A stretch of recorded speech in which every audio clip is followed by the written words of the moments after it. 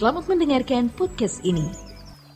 Shalom saudara sekalian, Anda bertanya, Alkitab menjawab. Shalom Pak Eras, mohon bimbingannya. Kalau saya melihat tetangga yang sudah lansia dan renta hidup sendiri ditelantarkan keluarganya, sehari-hari makan dari tetangga, terkadang meminta-minta dari orang lewat untuk makan, dan beliau tinggal di rumah yang sudah sangat tidak layak, sudah rusak, kotor, dan bau. Saya mau membantu lebih lagi, membawanya ke panti jompo. Tetapi takut karena keluarganya melarang. Sepertinya mereka mengharapkan bapak itu meninggal. Karena jika tahu bapak diberi makan atau obat, pasti dimarahi atau dibuang. Apakah saya harus tetap membantu atau berdiam saja ya Pak? Karena keluarganya melarang. Ya sudah, berusaha melaporkan ke dinas sosial tapi belum ada respon. Terima kasih Pak.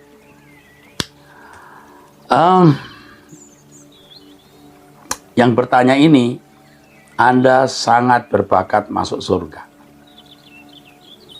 Ya, orang yang mengasihi sesama itu akan mendapatkan tempat yang baik di dunia akan datang. Apalagi plus anak Allah yang mau menjadi serupa dengan Yesus, Anda berpotensi. Ini namanya belas kasihan. Saya tidak bisa memberikan bimbingan karena saya tidak tahu the whole case lengkapnya. Tapi saya salut. Saudara berdoa minta hikmat Tuhan bagaimana menghadapi masalah ini. Saran saya, jangan tinggalkan bapak itu. Jangan tinggalkan orang tua itu. Anggap dan pandang sebagai orang tuamu. Saudara pasti punya kesempatan untuk melindungi dan punya cara untuk melindungi dia. Selamat berjuang. Lakukan itu untuk Tuhan. Puji Tuhan. Salam Bapak, saya hamba Tuhan di daerah yang punya latar belakang pendidikan yang tidak memadai. Saya melayani Tuhan sudah puluhan tahun. Tapi jujur Bapak, sampai dengan saat ini saya belum mengalami apa itu bahasa roh. Yang saya mau tanyakan, apakah bahasa roh merupakan ciri orang yang mengalami perjumpaan dengan Tuhan? Jawabnya langsung ya, belum tentu. Tetapi bagaimana dengan yang belum berbahasa roh? Apakah tergolong orang yang diberkati Tuhan? Bahasa roh itu salah satu karunia. Jadi ada orang yang memiliki, ada orang yang tidak memiliki. Dan kalau kita membaca dalam Kisah Rasul, bahasa roh diberikan untuk tanda bahwa Roh Kudus itu sudah hadir. Dan Roh Kudus itu akan memberikan masing-masing karunia yang berbeda-beda. Jadi kalau Anda tidak memiliki karunia bahasa roh, tidak menjadi masalah. Tapi kalau saudara merindukan itu, minta. Dan jangan maksa Tuhan. Yang penting hidup kita sempurna seperti Bapak serupa dengan Yesus. Yang dikatakan dalam 1 Korintus 13 itu, lebih dari segala karunia, kasih. Apa itu? Karakter Allah. Puji Tuhan.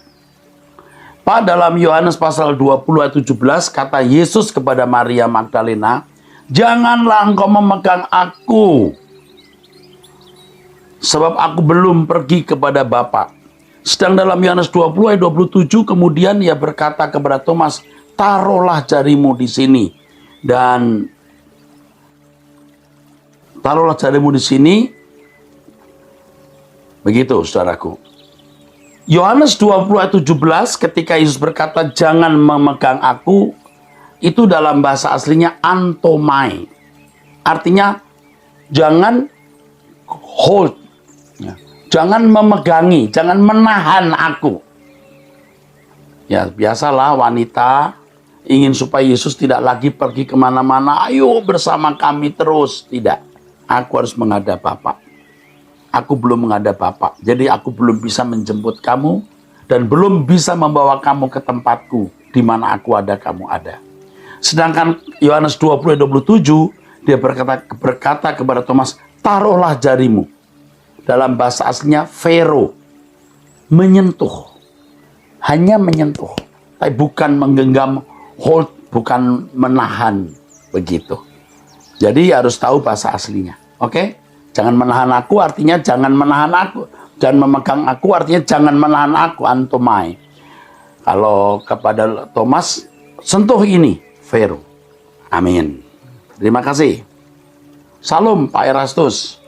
Sebelumnya saya mau berterima kasih kepada Bapak atas pelajaran-pelajaran firman yang Bapak sampaikan, ya saudaraku, telah banyak menguatkan saya pribadi melewati lika-liku tantangan hidup sepanjang waktu. Ya, bukan waktu yang pendek saya hadapi atau saya alami. Sampai pada titik saya mengerti arti dari perjalanan hidup yang saya lalui. Puji Tuhan. Tidak sedikit pendeta saya bergaul, berkomunikasi ya.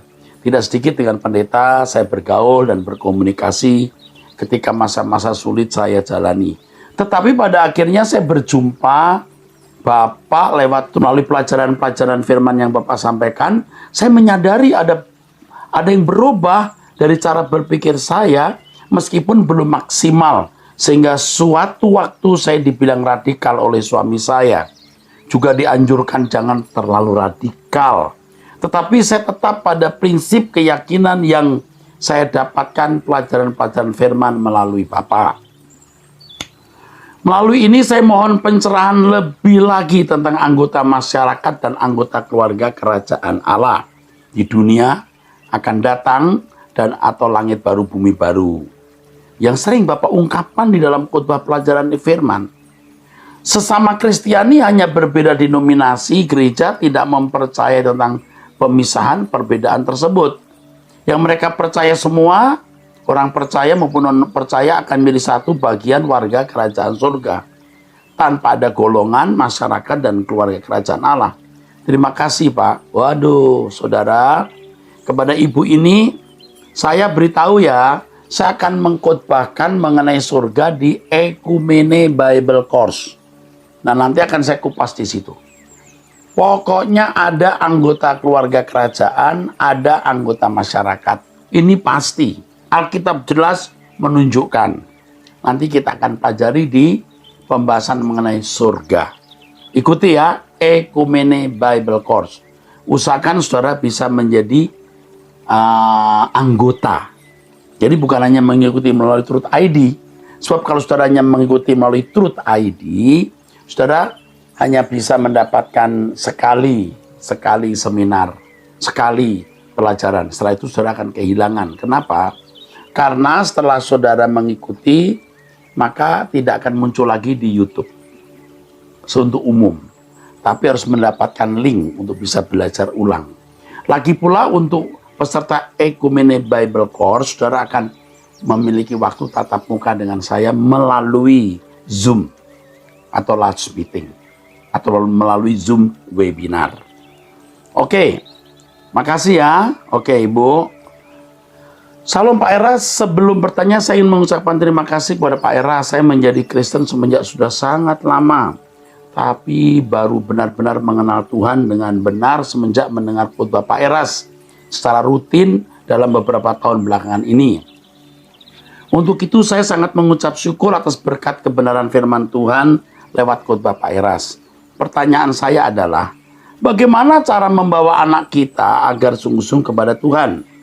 2. Bagaimana cara agar kita betul-betul bisa melepaskan beban dan dosa, sehingga kita bisa hidup benar-benar efektif untuk Tuhan, terutama beban dan kesalahan masa lalu yang harus kita pertanggungjawabkan. Baik, ini dari seorang yang tidak perlu saya sebutkan namanya ya. Kalau sudah mengingat, kalau sudah menyentuh soal dosa masa lalu, lebih baik tidak usah sebut namanya. Begini ya, ini wanita. Ini dua pertanyaan berkaitan. Bagaimana membawa anak kita agar sungguh-sungguh kepada Tuhan? Nah, itu tergantung kita. Kita harus berkualitas. Kita harus memancarkan terang yang kuat. Kalau hanya 10 watt, 100 watt belum bisa merubah. Harus 800 watt. Bagaimana caranya? Ya, melepaskan beban dan dosa. Bagaimana melepaskan beban dan dosa? Tekad. Saudara harus punya tekad. Ini kuncinya, tekad, kehendak bebas kita. Liberum arbitrium kita, kehendak bebas kita. Sering orang minta kepada Tuhan, Tuhan tolong aku supaya bebas dari percintaan dunia, dari dosa. Tidak bisa. Itu tanggung jawab saudara. Tuhan memberikan sarana firman, pimpinan Roh Kudus, bahkan Allah bekerja dalam segala hal mendatangkan kebaikan, tetapi nanti berpulang kepada masing-masing individu. Saudara sendiri yang harus mau meninggalkan beban dan dosa, bertumbuh dalam kebenaran melalui belajar firman, meditasi dalam doa, tidak bergaul dengan orang yang tidak takut akan Allah, saudara akan bertumbuh. Saudara akan menentukan. Anda tidak bisa ditolong Tuhan kalau tidak bisa menolong diri sendiri. Imanmu tidak bisa ditumbuhkan kalau engkau tidak memberi diri ditumbuhkan melalui firman, Roh Kudus, dan karya Allah lewat setiap peristiwa hidup yang terjadi. Oke? Selamat berjuang ya, ses. Anak-anakmu akan selamat kalau engkau bisa menjadi teladan. Salam Pak Erastus, saya pecinta suara kebenaran Injil dan Pak Eras sudah saya anggap menjadi mentor saya. Terima kasih. Tapi Pak, saya bingung dan sangat terkejut ketika Bapak mengatakan bahwa Allah orang Kristen sama dengan Allah orang Islam. Karena menurut Alkitab kan sangat jelas berbeda loh Pak. Alkitab hanya menulis Allah Abraham, Ishak, dan Allah Yakub, Allah Israel. Saudara, maksudnya itu sama. Allah yang esa sama-sama mengakui Abraham, sama-sama mengakui Adam dan Hawa dan seterusnya. Tapi jalannya beda. Jadi siapa yang sampai? Ya nanti kita lihat di langit baru, bumi baru. Jadi saya sangat terkejut ketika Bapak mengatakan bahwa Allah orang Kristen sama dengan Allah orang Islam. Maksudnya sama. Tapi kalau jalannya tidak sama, ya tidak tahu siapa yang sampai nanti. Kalau kita kan mengatakan, oh aku yang sampai. Buat mereka, aku yang sampai. Ya sudah, jangan berkelahi, masing-masing menjalankan ibadahnya saja. Oke? Itu. Jadi sama nggak Pak? Maksudnya sama. Tapi nanti ada salah satu yang akan pasti tidak sampai. Bisa, ya kan? Jadi mana yang benar Pak? Ya nanti kita tunggu di pengadilan Tuhan. Jangan berkelahi dulu sekarang. Gitu loh Pak Awen. Ya. Di Injil Yohanes 17 ayat 3 tertulis inilah hidup yang kekal itu, yaitu bahwa mereka mengenal engkau satu-satunya Allah yang benar, dan mengenal Yesus Kristus yang telah engkau utus. Lalu kenapa Bapak bisa mengatakan Allah orang Kristen sama dengan Allah orang Islam? Itu kan menurut kita, saudara. Menurut kita satu-satunya Allah yang benar itu Elohim Yahweh, Allah Abraham, Ishak, dan Yakub, Allah Israel, dan Yesus yang diutus. Kalau mereka Allah yang esa, tapi yang diutus Muhammad. Maksudnya sama kan? Itu. Jadi beda Pak. Nggak beda, maksudnya sama. Karena orang-orang Islam juga mempercayai adanya Abraham, Musa, Nuh. Diakui juga. Mereka juga di dalam Al-Qur'annya juga mengatakan Injil dan Zabur. Tetapi mereka mempercayai jalannya itu melalui Nabi Muhammad. Kalau kita jalannya melalui Yesus. Gitu. Mana yang benar Pak? Ya, jangan berkelahi dulu sekarang. Biar masing-masing menjalankan ibadahnya. Allahnya beda dong Pak. Maksudnya sama. Tapi jalannya beda. Oke? Terima kasih. Tapi kalau saudara sebagai orang percaya, saya sebagai orang percaya, dan saya harus berkata dong, bahwa Allah yang benar itu Allah Abraham, Ishak, dan Yakub, Allah Israel, dan jalannya satu, Yesus Kristus. Bagaimana yang lain Pak? Ya urusan orang, kenapa kita urusi? Oke? Kalau saya mengatakan sama, maksudnya itu harus tahu. Sama dalam arti dua-duanya mau menunjukkan kepada sosok tersebut. Kalau saya katakan, oh beda. Lah, lebih salah lagi saya kalau mengatakan beda. Karena yang dimaksud itu Allah itu kok. Ya kan? Oke. Apalagi kalau menyebut nama Allah, Elohi, Eloah, El juga sama. Jalannya yang beda. Dan kalau memang Allahnya sama, logikanya berarti saya harus pindah agama dong Pak. Loh, Allahnya maksudnya sama. Tetapi jalannya beda. Dan kalau saudara mengakui Yesus jalan satu-satunya, ya jangan pindah. Kecuali saya bilang begini, saudara Allahnya sama. Hanya beda kok jalannya nanti sama-sama kita sampai. Itu saya salah. Ya Anda boleh pindah. Tapi saya katakan tidak sama jalannya. Itu maksudnya. Oke? Ya, makasih. Oke, saudaraku. Salam Pak Eras. Saya sangat diberkati dengan kebenaran firman yang Bapak sampaikan. Saya sangat mengalami pertumbuhan dan perubahan pola pikir dan sikap sejak mendengar khotbah Bapak. Padahal saya mengikuti khotbah-khotbah Bapak baru sekitar 6 bulan. Yang awalnya hanya sekedar ingin melihat-lihat dalam kesesatan Bapak seperti orang lain katakan. Dan ternyata khotbah Bapak sangat berbeda dari kebanyakan pendeta-pendeta pada umumnya. Hingga saya seperti merasa kecanduan untuk terus mengikuti pengajaran Bapak. Namun ada hal yang mengganjal di hati saya, Pak. Kebetulan saya staf full timer di salah satu sinode gereja yang di mana dulu Bapak bernaung. Gembala gereja saya sangat anti dengan Bapak, termasuk mencap Bapak sesat, dan sikap seperti ini juga diikuti para pelayan lain, walau tidak semua menunjukkan. Sehingga di satu sisi saya harus menyimpan rapat kalau saya rutin mengikuti pengajaran Bapak. Karena bisa saja saya dipecat, diberhentikan, minimal saya dianggap pengkhianat jika ketahuan. Saya bertumbuh ketika mendengar pengajaran Bapak untuk berani meninggalkan percintaan dengan dunia, dan di sisi lain pula, gereja yang dimana saya sebagai full timer tidak mengalami pertumbuhan, dan saya sangat prihatin dengan kondisi kerohanian jemaat. 1-2 kali saya pernah menganjurkan gembala saya untuk belajar teologi, bahkan untuk sedikit saja mendengarkan khotbah Bapak, tapi beliau menolak. Karena pada dasarnya gembala saya hanya meneruskan jabatan gembala dari almarhum suaminya dan tidak ada basic teologi.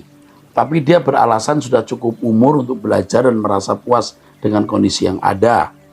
Bagaimana saya menyikapi hal ini, Pak? Apakah saya harus keluar di tempat gereja ini? Maaf kalau terlalu panjang. Ini pernah saya baca ya. Aduh, terima kasih untuk kepercayaannya kepada saya ya, Pak. Saya tidak sebutkan namanya. Saya itu dicap sesat itu bukannya di Indonesia, sampai keluar negeri.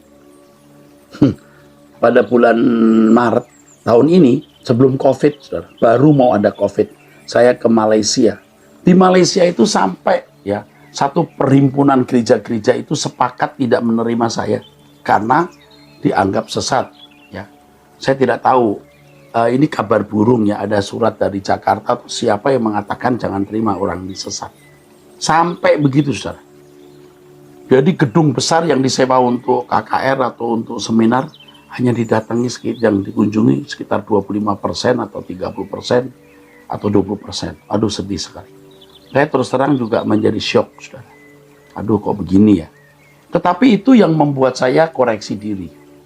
Dan saya lebih serius untuk membenahi diri. Saya hanya menunggu pengadilan Tuhan.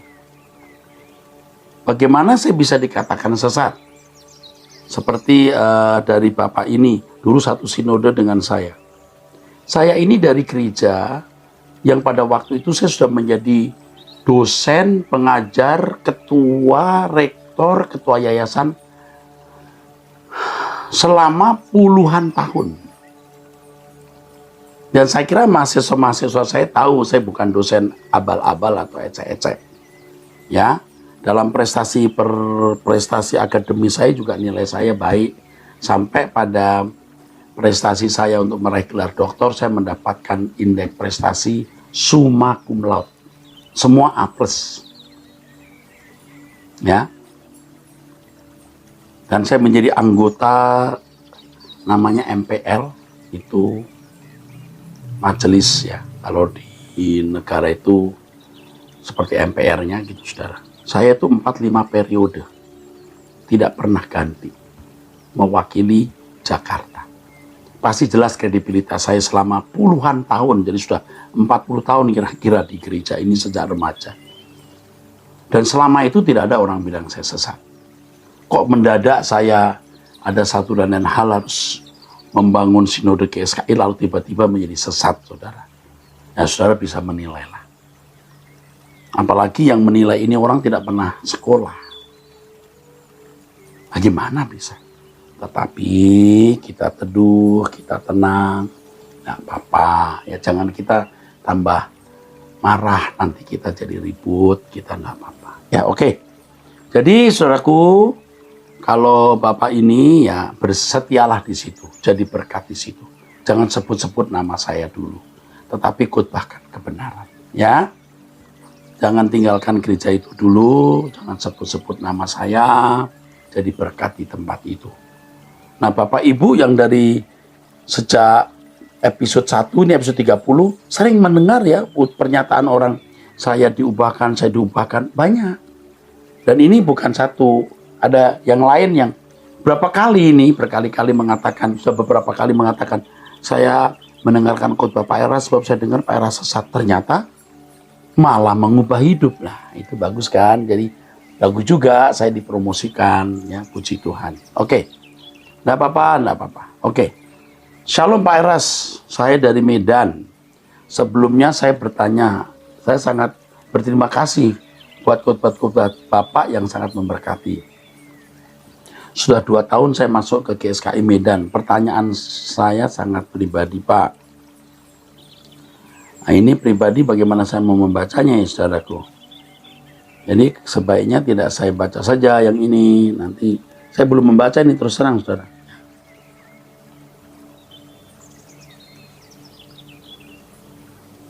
Nggak usah saya baca ya, karena ini agak pribadi. Perlu Bapak Ibu ketahui, saya ini membaca ini kadang-kadang atau hampir selalu tidak saya persiapkan, saya langsung baca saja. Ya, apa yang saya pahami itulah yang saya sampaikan, ya, tidak pakai basa-basi ya. Salam Pak Pendeta Rastus, saya mengikuti khotbah Bapak sejak 3 tahun yang lalu, yang sangat berbeda dari pengajar manapun. Jujur, pola pikir saya semakin berubah, walaupun masih jatuh bangun Pak. Tapi aku mau berjuang untuk tidak salah. Ya, seperti tadi pertanyaan Bapak yang dari gereja yang kepalanya anti atau tidak suka saya itu ya.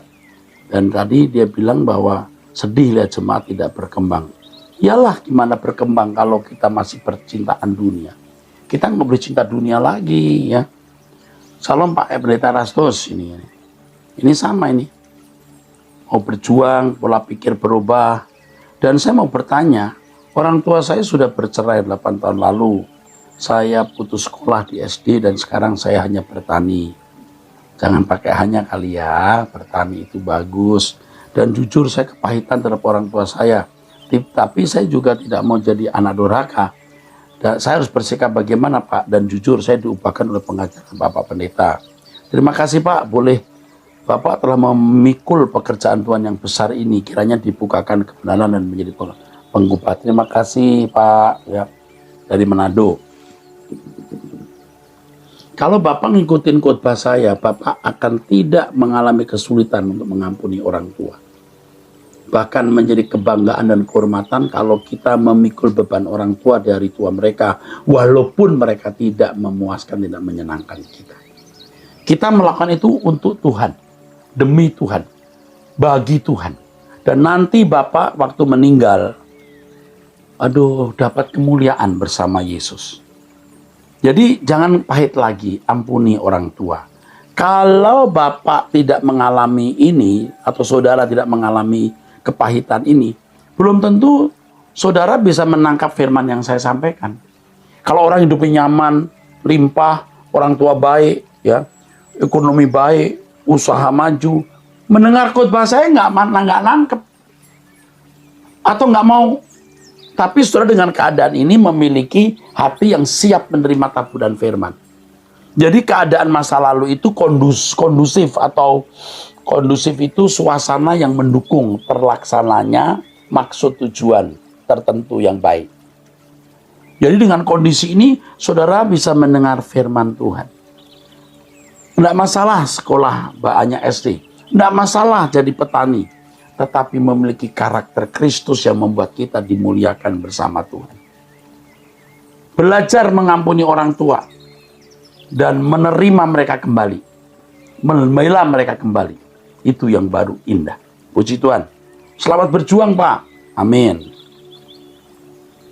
Salam Pak Eras, dalam keluarga besar saya yang semuanya beragama lain, saat ini saya adalah satu-satunya yang beragama Kristen. Di usia saya sudah menjadi Kristen. Sekarang saya berusia 60 tahun dan tinggal sendirian di daerah yang semuanya beragama itu.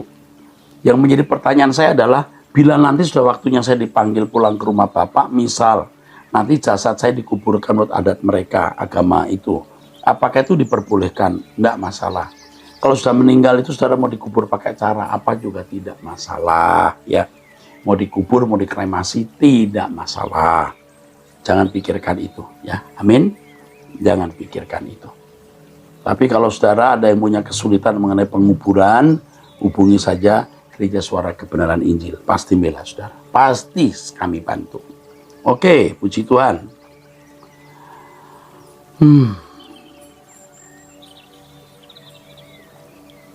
Ini masalah pribadi lagi ya. Tidak saya baca nih ya. Nanti saya akan tindak lanjuti sendiri, puji Tuhan ya. Salam Pak Era, saya sangat bersyukur karena melalui khotbah Pak Era sangat diberkati karena firman-firman yang Pak Era ajarkan itu yang selama ini sangat kami rindukan dan kami butuhkan. Terlebih baru saja saya melihat khotbah Pak Era melalui IG ya, Instagram, judul persiapan new normal menghadapi akhir zaman ini. Hati saya entah saya tidak bisa mengatakannya. Jujur di dalam hati saya dan rasanya seperti obor yang membakar jiwa untuk berjuang supaya hidup suci dan melepaskan percintaan dunia. Walau yang saya rasakan jatuh bangun, frustasi sangat sulit, tapi itu harus diperjuangkan. Melalui SMS ini saya minta dukungan doa. Saya tahu terutama ini urusan langsung saya dengan Tuhan, tapi di hati saya rindu dukungan dari saudara seiman. Karena di satu sisi saya punya pergumulan dengan suami dan anak, masih belum seiman dengan saya. Terima kasih, semoga Tuhan semakin membawa Pak Eras lebih dalam, memberkati banyak ya. Untuk ibu ini Tuhan tolong ya, kami serahkan ibu ini dalam tangan Bapa di surga, dalam tangan Tuhan Yesus. Tolong ibu ini, haleluya, amin. Tolong Tuhan, kasihan ya. Oke. Salam sejahtera Pak Erastus. Pertanyaan saya, Matius 8 ayat 5 sampai 13. Perwira Roma di Kapernaum mengasihi hambanya. Pada ayat 10 Tuhan Yesus berkata, sesungguhnya iman ini tidak pernah kujumpai pada seorang di antara orang Israel. Iman macam apa yang dimaksud Tuhan? Maksudnya begini saudara, orang kafir saja nih, orang Roma yang bukan orang Yahudi, bisa menaruh percaya kepada Yesus bahwa di balik pernyataan Tuhan ada kuasa. Ia mengakui, katakan sepatah kata Tuhan. Seperti aku kalau suruh orang sana, sini, orang nurut. Dia mengakui otoritas Yesus. Sedangkan orang Israel sendiri tidak mengakui otoritas Yesus. Mereka hanya melihat ini anak-anak tukang kayu. Tapi orang Roma ini mengakui dia ini penguasa. Nah itu. Jadi iman seperti ini tidak dijumpai oleh Yesus di tengah orang Israel. Oke, yang terakhir. Salam Pak Eras. Maaf, belum nih. Pertanyaan kedua, maaf. Pada ayat 12, anak kerajaan ini, siapa yang dimaksud? Orang Kristen atau orang Israel? Anak kerajaan itu bisa menunjuk orang Israel, bisa menunjuk orang Kristen. Jadi, nanti di akhir zaman, ketika ada pesta perjamuan domba Allah, ada orang-orang Israel yang tidak akan mendapat kesempatan bersama dengan Tuhan. Tapi juga bisa ada orang-orang Kristen yang juga tidak mendapat kesempatan karena tidak melakukan kehendak Bapa. Puji Tuhan. Salam Pak Eras, menurut Bapak bahwa di surga tidak ada yang berbuat dosa lagi karena selama hidup di bumi ini sudah diadakan penampian, yaitu penggarapan Allah melalui segala peristiwa sehingga mengenakan kodrat ilahi. Bagaimana dengan mereka yang di luar Kristen yang masuk surga sebagai masyarakat biasa? Apakah mereka berpotensi untuk berbuat dosa? Tidak. Karena yang akan masuk kerajaan surga di antara masyarakat itu atau orang di luar Kristen itu orang-orang yang mengasihi sama seperti diri sendiri. Sudah lewat screening. Bukan orang jahat. Bukan orang yang membahayakan bagi sesamanya. Bukan orang yang melukai sesamanya. Hebat sekali. Dan satu lagi saya mau tambahkan. Nanti di surga ada pemerintahan. Ada semacam pembinaan. Karena sebuah masyarakat. Tuhan memberkati. Sola Gracia.